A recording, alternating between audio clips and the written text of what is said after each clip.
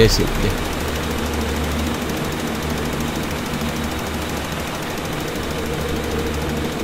నువ్వు ఉన్నావన్న ధైర్యంతోనే ఇంకా బతుకున్నాను సీను. లేకపోతే ఎప్పుడో ఆత్మహత్య చేసుకునేవాడిని. ఆయనకి రాజకీయాల మీదే విరక్తి కలిగింది సీను.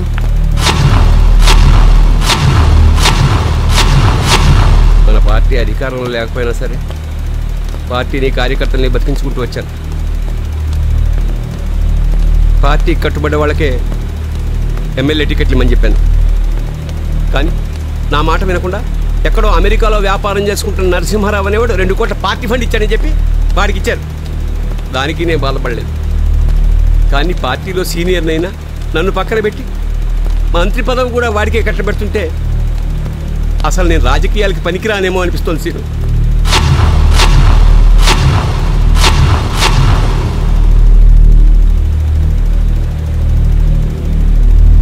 మంత్రి పదవి అన్నయ్యకి ఇవ్వకుండా ఎలక్షన్ ముందు పార్టీలో చేరిన నర్సరావుకి ఇచ్చాడు సీను.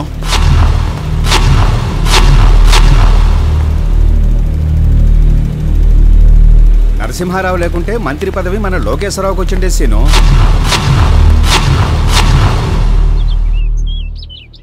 మంత్రి గారు, మంత్రి గారు, మంత్రి గారు, మంత్రి గారు, మీ అందరి ఆశీర్వాదంతో మంత్రిని కాబోతున్నా. మీ అందరి సహకారంతో ఈ జిల్లాని నంబర్ 1 గా నిలుపుతానని చెబుతున్నా. మంత్రి గారు, మంత్రి గారు, మంత్రి గారు, మంత్రి గారు, మంత్రి కావడం చాలా సంతోషంగా ఉంది. All the best. Thank you very much. మంత్రి గారు, మంత్రి గారు, మంత్రి గారు, మంత్రి గారు, కంగ్రాచులేషన్స్. Thank you. మంత్రి గారు, మంత్రి గారు, మంత్రి గారు, మంత్రి గారు, మంత్రి గారు, మంత్రి గారు, మంత్రి గారు, మంత్రి గారు.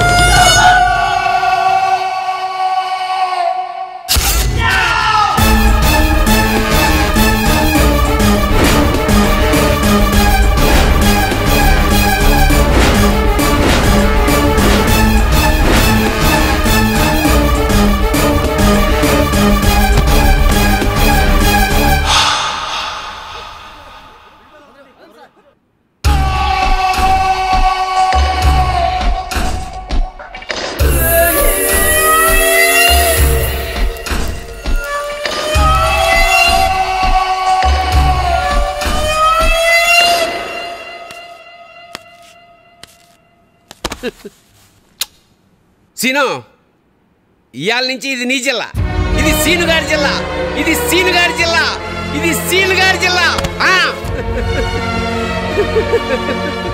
వసుంధర, ఈ జిల్లాకి సీనుగారి పేరు పెట్టుకుందాం. ఇది సీనుగారి జిల్లా, సీనుగారి జిల్లా అంతే. జైల్లో కూర్చుంటే జిల్లా సీనుగాడిది ఎలా అవుతుంది? అందుకే గాయం పేరుతో హాస్పిటల్లో జాయిన్ అవుతాం. ఏమండి, మన సీను జైలుకి వెళ్లకుండా ఎప్పటికీ హాస్పిటల్లో ఉండేలా ప్లాన్ చేద్దామండి. అన్న ప్రమాణ స్వీకారం మనం హాస్పిటల్ నుంచి టీవీలో చూద్దాం. వెలగపూడి లోకేశ్వరరావు అని నేను రాజ్యాంగం ద్వారా నిర్మితమైన ఈ శాసనసభ సభ్యునిగా, రాష్ట్ర మంత్రిగా వెలగపూడి లోకేశ్వరరావు అని నేను ప్రజా శ్రేయస్సు కోసం నిస్వార్థంగా, ఆశ్రిత పక్షపాతం లేకుండా నా విధులను నిర్వర్తిస్తానని మనస్సాక్షి మీద ప్రమాణం చేస్తున్నాను. వరద బీభత్సానికి జిల్లా అతలాకుతలమైంది. చెరువులకు గండ్లు పడ్డాయి. జిల్లాలోకి బస్సులు, రైళ్ల రాకపోకలు నిలిచిపోయాయి. దీంతో ప్రజలకు బాహ్య ప్రపంచంతో సంబంధాలు తెగిపోయాయి. పంట పొలాలు వరద తాకిడికి పూర్తిగా నాశనమయ్యాయి. రోడ్లు తెగిపోవడంతో రవాణా వ్యవస్థ పూర్తిగా దెబ్బతింది. పేదల గుడిసెలు ఈ వరదల్లో కొట్టుకుపోగా కొన్ని చోట్ల ఇళ్లలోకి నీళ్లు రావడంతో ప్రజలు నిరాశ్రయులయ్యారు. తాగునీరు లేక ప్రజలు అల్లాడుతున్నారు.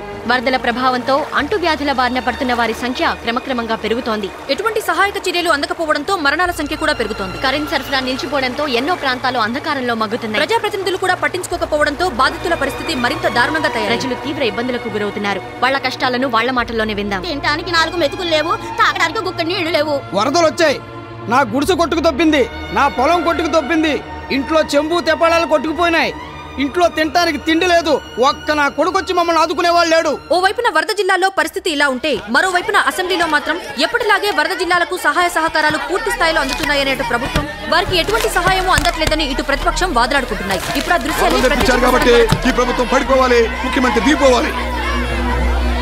అధ్యక్ష, జిల్లాలో వరదలు వచ్చి ఎంత బీభత్సం సృష్టించినాయో, ఎంత నష్టం వాటిల్లిందో ఈ రాష్ట్ర ప్రజలందరికీ తెలుసు, ఒక్క ప్రభుత్వానికి తప్ప. అధ్యక్ష, వాళ్ళు ఇంకా వరదలు వచ్చాయి అన్న దగ్గర ఉన్నారు. ఒక రౌండ్ సహాయక చర్యలు కూడా చేపట్టాం. కొన్ని వేల కోట్లు ఖర్చు పెట్టేందుకు ప్రభుత్వం సిద్ధంగా ఉంది. ఆ వేల కోట్లలో మీరెంత తిన్నారు, మీ ముఖ్యమంత్రి ఎంత తిన్నారో అది చెప్పండి. అది కొనవుతున్నాడు. మీ ముఖ్యమంత్రి పదవిలో ఉంటాను అనర్హుడు. ఐఎమ్ సారీ, మీకే చెప్పేది. అధ్యక్ష, 6 ఏళ్ళు నేను ముఖ్యమంత్రిగా ఉన్నప్పుడు పదవిలో ఉన్నప్పుడు ఏమి చేయలేకపోయావు కానీ అంటే ఇది అసెంబ్లీ కదా, మీరు మాట్లాడుతా. ఏంటండి లేదే, ప్రతిపక్షాన్ని మాట్లాడే హక్కు లేదా? చెప్పండి అధ్యక్ష, మీరు చెప్పండి. కూర్చోండియా. అధ్యక్ష, మమ్మల్ని మాట్లాడినవరా? ఇప్పుడేగా మాకు మైక్ ఇచ్చింది. మైక్ ఇస్తే ఏం చేస్తావయ్యా? పదవిలో ఉండే ఏం చేయలేకపోయావు. ముఖ్యమంత్రి ప్లీజ్ కూర్చోండియా. నోరు మూసుకోవయ్యా. మా నాయకుడినే నోరు మూసుకోమంటావా? నీలాంటి అహంకార ముఖ్యమంత్రిని నా జీవితంలో చూడలేదు. మాకు తెలుసులే బాయ్. ఏంటి రౌడీ ఏం చేస్తున్నావు? ఈ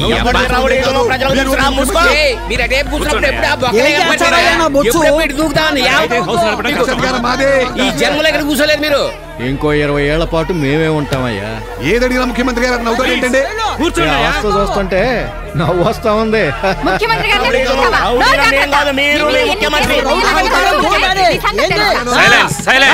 కూర్చోండి కూర్చోండి. ఇలాగైతే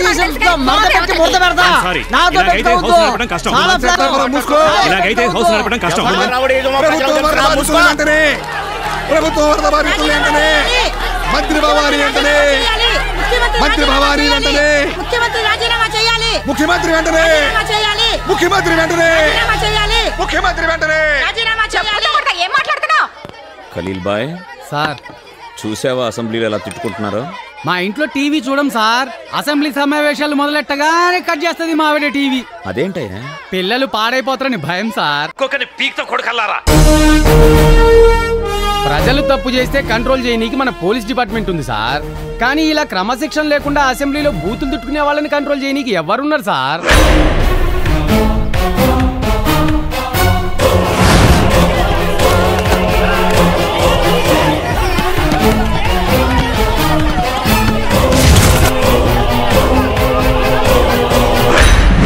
రాష్ట్ర రాజకీయాలు మరో రాజకీయ సంచలనానికి తెరతీశాయి. ఒక జెడ్పీటీసీ మెంబర్ అసెంబ్లీ సమావేశాల వల్ల ప్రజాధనం దుర్వినియోగం అవుతోందని, శాసనసభ్యులందరూ దీనిపై దృష్టి పెట్టాలని హైకోర్టులో కేసు ఫైల్ చేశారు. పోరు బాటలు రాలిన ఆ నింగి చుక్కలవుదా, నెత్తురు ఏరవుతున్నా సమరాన్ని సాగిద్దా.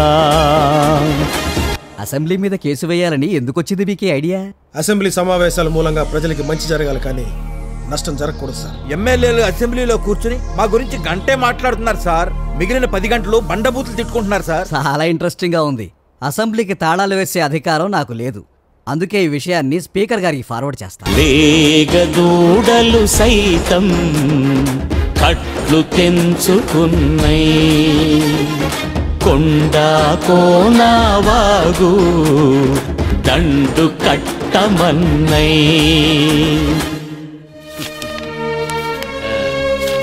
అసెంబ్లీ చూసి జనం తిట్టి వదిలేస్తారనుకున్నాను. అలా వదిలేకుండా ఇక్కడి దాకా వచ్చి మా బాధ్యతల్ని గుర్తు చేశారు. శభాష్.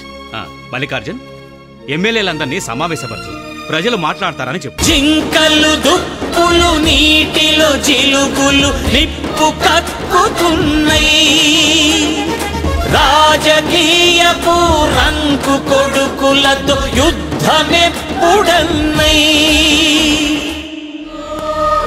మిమ్మల్ని ఎమ్మెల్యేలుగా గెలిపించింది మా ఓట్లతో.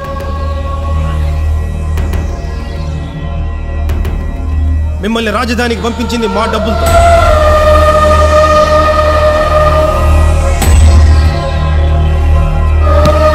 మీరు అసెంబ్లీ సమావేశాలు జరుపుకుంటున్నది మా డబ్బులతో. అసెంబ్లీలో మీరు తాగుతున్న కాఫీ నుంచి విరగ్గొడుతున్న మైకు వరకు ప్రతి పైసా మా డబ్బులే. మా సమస్యల గురించి మాట్లాడమని మిమ్మల్ని అసెంబ్లీకి పంపిస్తే నువ్వు వెన్నుపోటు పొడుస్తావు, నువ్వు భూ కబ్జాదారుడివి, నువ్వు ఫ్యాక్టరిస్ట్ అని అమ్మనా బూతులు తిట్టుకుంటూ టైం వేస్ట్ చేస్తారు.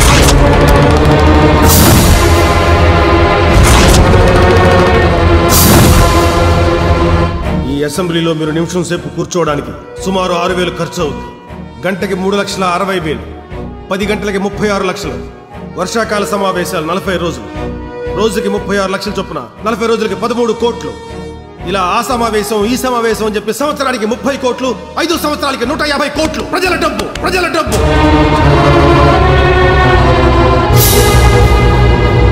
ఇంత డబ్బు మీకోసం ఖర్చు పెడుతుంటే నువ్వు సన్నాసంటే నువ్వు సన్నాసం తిట్టుకుంటారా? సిగ్గు లేదండి, సిగ్గు లేదండి.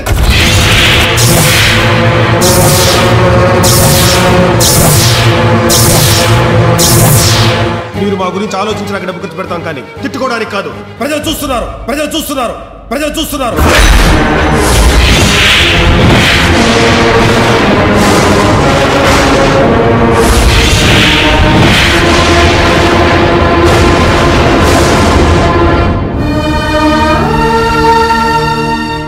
మా కోసం పెద్ద పెద్ద ప్రాజెక్టులు కట్టమని డిమాండ్ చేయం సార్. రాష్ట్రంలో ఉన్న 90% ప్రభుత్వ ఆసుపత్రుల్లో కుక్క కరిస్తే నయం చేయడానికి వ్యాక్సిన్ లేదు, పాము కరిస్తే బతికించడానికి మందులు లేవు, తాగడానికి నీళ్లు లేక ఫ్లోరైడ్ నీళ్లు తాగి కాళ్ళు చేతులు వంకర్లు పోయి కుట్టివాళ్ళుగా మారిపోతున్నారు సార్ జనం. కనీసం వాటి గురించి ఆలోచించండి. అమ్మనా బూతులు తిట్టుకోవడానికి ఇక్కడ దాకా రావక్కర్లేస్తారు, రావక్కర్లేస్తారు. జింకలు దుప్పులు నీటిలో జిలుగులు నిప్పు కక్కుతున్నాయి. రాజకీయపు రంకు కొడుకులతో యుద్ధమెప్పుడన్నై.